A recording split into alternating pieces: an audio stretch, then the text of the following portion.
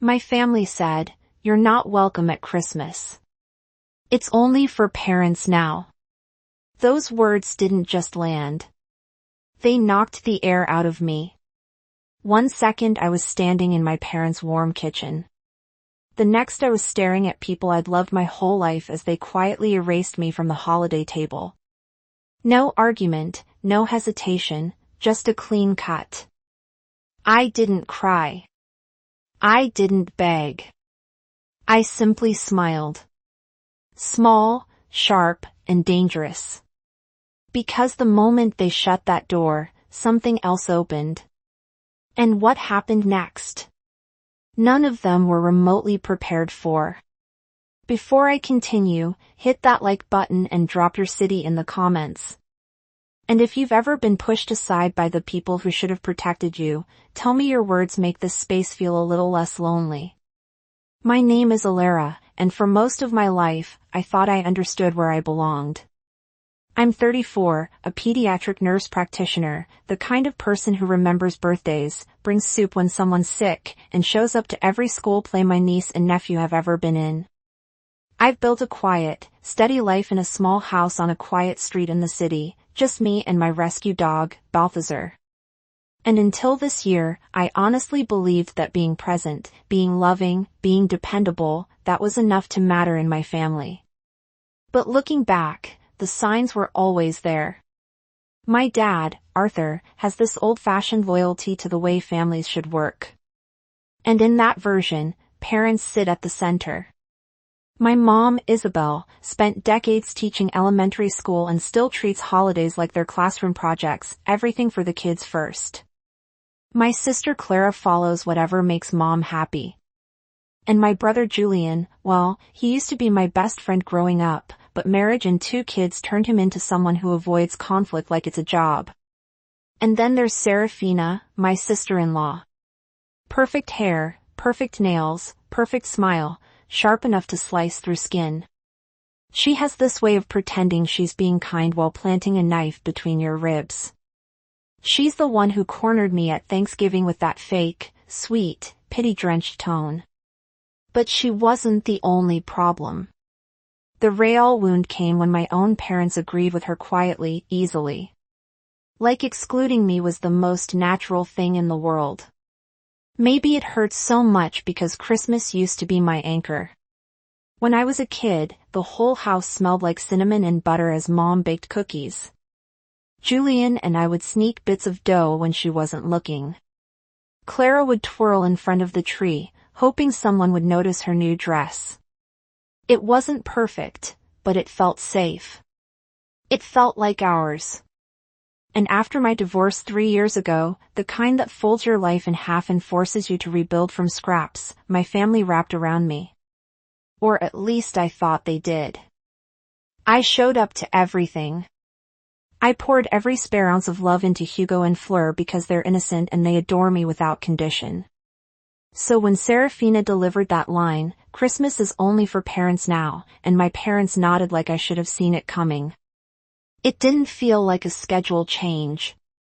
It felt like an eviction, a verdict, a quiet confirmation of something I'd been afraid of for a long time, in their eyes. I was incomplete. I left early that night blaming a headache. Balthazar greeted me at the door like he could sense the crack inside me widening. I cried until my throat ached. But when morning came, something in me had shifted. They didn't want me at their Christmas. Fine. I would build a new one they'd never forget. I woke up the next morning with my pillow still damp. Balthazar curled against my legs like he was guarding what was left of me. For a few seconds, I lay there waiting for the familiar ache to pull me under again. But instead, I felt something steadier rise to the surface. Clarity maybe, or the sharp edge of self-respect finally cutting through the fog. My house was quiet. Soft winter light seeped through the blinds, turning everything pale and cold. I made coffee, wrapped both hands around the mug, and stood in the kitchen where the silence felt cleaner than the night before. No accusations, no pity, no Serafina. And somewhere between the first and second sip, the thought arrived fully formed. I don't have to accept this. I don't have to shrink just because it makes them more comfortable. I opened my laptop, meaning only to distract myself. But the search bar was already waiting like my subconscious had done the work overnight. Christmas getaway, solo holiday travel, Caribbean cruises in December, and then I saw it. A 12-day holiday cruise leaving Miami on December 20th, photos of a sleek white ship, glowing pools, turquoise water, sun bleeding across the horizon like warm honey, private balconies, 5 restaurants, a spa that looked like heaven with dim lighting and soft robes. I clicked through every detail, heart pounding in a way it hadn't in months. When I reached the booking page, my fingers hovered over the keyboard. This was reckless, expensive, impulsive. It was also the first thing that felt like mine. I smiled and booked a luxury cruise instead. Yes, I actually said it out loud when I hit the final button. And it felt good, dangerous, even like reclaiming something I hadn't realized I'd given away. The next 48 hours turned into a quiet, private transformation. I got my hair done, not the practical trim I usually get, but warm highlights that made my reflection look like someone who knew her worth. I bought sundresses in soft colors I'd never let myself wear. A deep green gown that made me feel like the main character. New sandals. A swimsuit that felt daring but right. People at the salon complimented me. The woman at the boutique said, "You look radiant." And for once, I believed it. Meanwhile, my family continued acting like nothing had happened. My mom texted a photo of some ornament the kids made. Julian asked if I could come help wrap gifts, apparently forgetting he'd helped vote me off the island. Serafina sent a cheery group message about matching pajamas. Not one of them asked how I was. Not one apologized. They thought I'd accepted my place outside the circle. They had no idea I was already planning my escape. When I packed my suitcase a week later, I felt something close to peace. Not forgiveness, not yet. Just the calm that comes when you stop begging for love that should have been yours freely. As I zipped the bag shut, Balthazar watched me with curious eyes like he sensed a shift. "Don't worry," I told him softly. "This year, Christmas is mine." The morning I left for Miami, the sky over the city was a soft, hazy gray, the kind that feels like a blank page. I loaded my suitcase into the back of the ride share, locked the door behind me, and felt a quiet thrill rush through my chest. Not joy, exactly, not yet. More like the first breath after holding it too long. At the port, the ship rose above the crowd like a gleaming white giant. People hurried around me with rolling bags and sun hats, buzzing with holiday excitement. But I walked slowly, taking in every second. This wasn't a vacation. It was proof I didn't need permission to exist. When I stepped onto the deck, the ocean stretched out in a deep blue that made my chest loosen. I closed my eyes, breathed in the salt air, and let the ship's horn vibrate through me as we pulled away from Miami. Far below, the city shrank until it was just a blur of lights against the morning sky. The first night I slipped into my emerald dress and headed to dinner alone. People smiled at me. Not the pitying kind I'd gotten used to, but the curious, warm kind you give someone who looks like she's finally living. Caleb, Ruth, and Noah were seated at my table, and by dessert, we were laughing like old friends. No judgment, no questions about why I was alone, just acceptance. After dinner, I stepped onto my private balcony. Lights twinkled across the surface of the water, and the air was warm enough to feel like a gentle hand on my skin. I lifted my phone, snapped a photo, the dress, the sea, the glow of the ship behind me, and posted it with a simple caption. "Choosing myself this Christmas." And then it began. When I posted photos from the deck, their messages didn't stop coming. My phone buzzed so fast I thought something broke. "Mom, Alara, this seems excessive." "Julian, wow. Didn't know you were going anywhere. Clara, are you okay? Why didn't you tell us? Serafina, interesting choice for the holidays. I didn't answer. Not yet. I posted another photo the next morning. Just the ocean and my coffee, and the buzzing started again. Longer messages now. Edgier, more frantic. Mom, people are asking why you're not here. What do you want us to tell them? Serafina, you're making this weird. Christmas is supposed to be peaceful. Julian, maybe tone it down. Dad is confused. Tone it down. The irony nearly made me laugh out loud. Later that afternoon, Estelle called from Seattle. Alara, you look incredible, she said before I could say anything. And they're losing their minds, aren't they? Should I feel bad? I asked, even though I knew the answer. No. You didn't create this. You're just not hiding from it anymore. Her words sank deep. I wasn't acting out. I was acting free. That night on the deck, the wind warm against my skin. I realized something important. My absence wasn't ruining their Christmas. It was exposing it. And this was only the beginning. The first real shift happened in St. Thomas. I woke to sunlight pouring through my balcony curtains, the kind that makes the ocean look like liquid glass. I slipped into a turquoise sundress, grabbed my beach bag, and joined the excursion group heading toward the island. White sand, warm breeze, water so clear I could see each grain beneath my feet. I took a photo, just my legs stretched toward the shoreline, sunlight glittering across the water, and posted it with the caption, "Merry Christmas to me." Within minutes, my phone exploded. Mom, this isn't necessary. Clara, why are you doing this? The kids miss you. Julian, Mom is upset.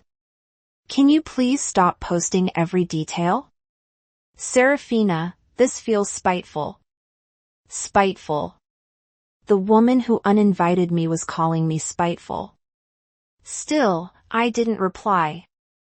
I just let the island wind dry the salt in my hair and listened to waves erase footprints behind me. For the first time in years, I felt lighter than the tide. That night at dinner, Caleb caught me staring at my buzzing phone. Family, he guessed. Unfortunately, he didn't pry. He just nodded the way people do when they've lived through their own storms. Well, he said, lifting his glass, to choosing peace when chaos wants your attention. I clinked my glass against his. I didn't say it out loud, but I felt it. I wasn't alone. The next stop was St. Martin, a catamaran tour. Sun on my shoulders, salt on my skin. Turtles gliding beneath us like ancient, gentle spirits. I slipped into the water, floated on my back, and stared at the sky until I felt something soften inside me. When a sea turtle surfaced beside me, I laughed, a sound I hadn't heard from myself in a long time. I filmed a short clip of it swimming past. Posted it. Caption, better company than I expected today. This time, the messages came faster. Mom, Alara, please call me. This is getting embarrassing. Serafina, so you're just broadcasting this. Julian, Dad wants to know what's going on. Clara, the kids asked why you're not here. I didn't know what to say. Still, I didn't respond. Instead, I met my new friends for dinner. Ruth told stories about her late husband that made us laugh until we were wiping tears from our eyes. Noah described life in a crowded city kitchen. Caleb shared how freedom felt after years spent trying to fix what couldn't be fixed. Listening to them, something clicked into place. They weren't asking anything from me. They weren't defining my worth. They were just present. The next day, we docked in the Bahamas. The moment I stepped onto the pier, warm air and bright colors hit me like a bomb. I signed up for a dolphin experience, half expecting it to feel staged, touristy.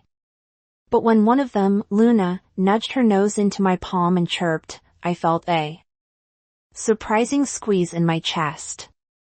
Affection, joy. The trainer snapped a photo right as Luna pressed her nose to my cheek. I looked happy.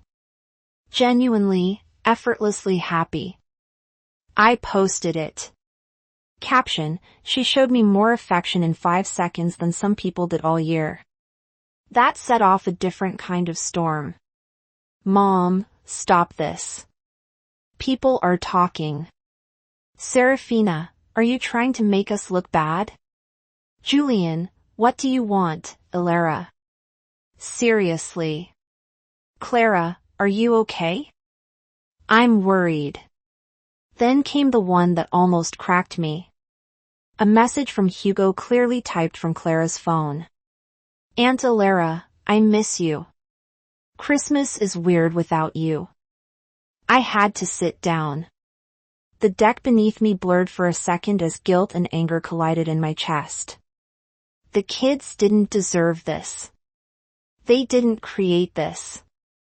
But I typed back, I miss you, too, buddy. I'll see you soon. That was all I could handle. That night, I stood alone on the deck. Warm wind, glittering waves, stars spread like scattered salt above me. And for the first time, I wasn't thinking about who I'd disappointed. I was thinking about who had disappointed me. They excluded me, erased me, treated me like a half-formed version of a daughter because I didn't have kids. Why was I the one carrying all the guilt? The next morning, I woke to a message that wasn't frantic. It was quiet. Mom, we need to talk when you get home. We went too far. I didn't reply. Not yet. Letting someone feel consequences isn't cruelty. Sometimes it's the only language people hear. On New Year's Eve, the ship held a party beneath strings of white lights. I wore the gold dress I bought just for this trip. When I walked into the dining room, Caleb let out a low whistle. You look like you survived something, he said. I did, I answered. And I think I'm finally done apologizing for it. At midnight, fireworks bloomed over the ocean, soundless at first, then cracking open the sky. I snapped a single photo of the reflection on the water and posted it with no caption, no explanation, no justification, just truth. When the ship docked in Miami on January 1st, my stomach tightened as I walked toward the arrivals area. I'd expected a car service, silence, space. Instead, I saw them, all of them, my parents, Julian, Clara, Serafina, the kids, waiting. Their faces were tight, exhausted, lined with the weight of 2 weeks spent confronting themselves. Julian stepped forward first. Ilara, can we talk? I didn't answer. I walked past him, through them, until we reached the house where everything started, the place where they'd cut me out. We sat in the living room, the Christmas tree still up, ornaments reflecting the tension hanging in the air. Arthur cleared his throat. We were wrong, he said, voice trembling. We hurt you. We didn't think. No, I cut in. You didn't think of me. You thought of a version of family that didn't include who I actually am. Isabel wiped her eyes. We're sorry. Truly, we want to fix this. Serafina swallowed hard. I shouldn't have said what I said. I acted like having kids made me superior. It was cruel. Clara reached for my hand. I should have stood up for you. I should have said something. I let their words hang there, raw and heavy. Then I spoke. I'm not incomplete. I'm not waiting for a family of my own to matter. And if I'm going to stay in this family, you'll treat me like I belong in it. Silence. Then slowly they nodded. Even Serafina. It wasn't perfect. It wasn't healed. But it was real. And for the first time in a long time, that was enough to start. When the apology settled into something real, the house felt different, lighter almost. The kids curled against me on the couch, chattering about their presents, and for the first time since Thanksgiving, I let myself breathe without bracing for the next bruise. In the days that followed, my parents made an effort I'd never seen before. My dad called just to ask how my day went. My mom stopped framing every conversation around grandchildren. Julian invited me to dinner alone so we could talk without Serafina's shadow. Even Serafina apologized. Again, quieter, humbler, and gave me room instead of expectations. But the biggest shift was inside me. The cruise had done something I didn't expect. It taught me. I was whole long before anyone realized it. I stopped waiting for their approval. I stopped shrinking to fit the version of family they preferred. I kept posting photos of sunsets, the green dress, Balthazar waiting by the door, not to provoke them, but because they were mine, my life, my joy. And slowly, my family learned to join me there without trying to control the view. When January settled in and the holiday glitter faded, I realized something simple but life-changing. The best revenge was never about making them hurt. It was about living in a way that made me impossible to overlook. I showed up to Hugo's birthday with a smile. Not because everything was perfect, but because I was. My family treated me differently now, more carefully, more consciously, like they finally understood the cost of losing me. And maybe that's the real story here. You don't need to wait for permission to matter. You don't need to earn a seat at a table you helped build. If this story hit a little close to home, tell me where you're watching from. And if you've ever had to choose yourself when family failed, you share it below. Your voice might be exactly what someone else needs. Hit subscribe so you don't miss the next story.